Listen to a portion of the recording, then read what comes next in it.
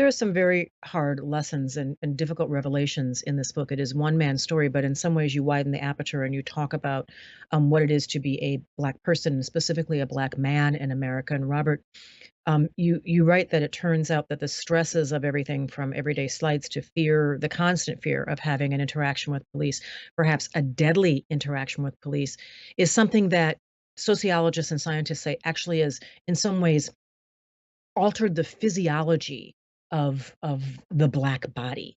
Can you talk a little bit about that and what you discovered in doing that vein of research?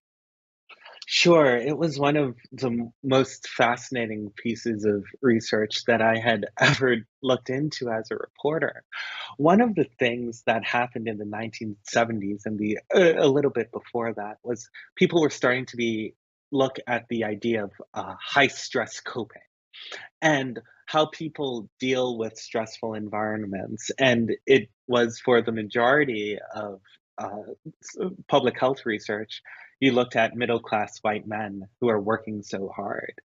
But when people started looking at the Black body and examining it, they noticed these elevations in stress hormones, things like cortisol, that were consistent within Black people, higher than their white counterparts, despite socioeconomic status, educational status, income, where they lived.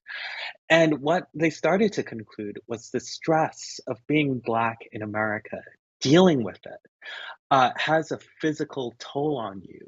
It could make you sick. And it's one of the reasons why Black people are more likely to die from a host of diseases. Now, for a person like George Floyd, that becomes even more of the case because he was grown up with this attitude that you have to work twice as hard to get as far as a white person in this world, which the scientific term for it, they call that John Henry-ism. And George Floyd, who was a big guy, who looked like John Henry, he followed in that vein. He felt he had to work really hard to overcome his challenges. He knew that society wasn't giving him much grace when it came to his mistakes, and that took a toll on him. By the time George Floyd is 46 years old, he has bad knees, a bad back. Some of the autopsies say he has an enlarged heart, had claustrophobia, high blood pressure. All of these things are markers, typically markers of stress hormones, and usually more represented in African Americans than in their counterparts.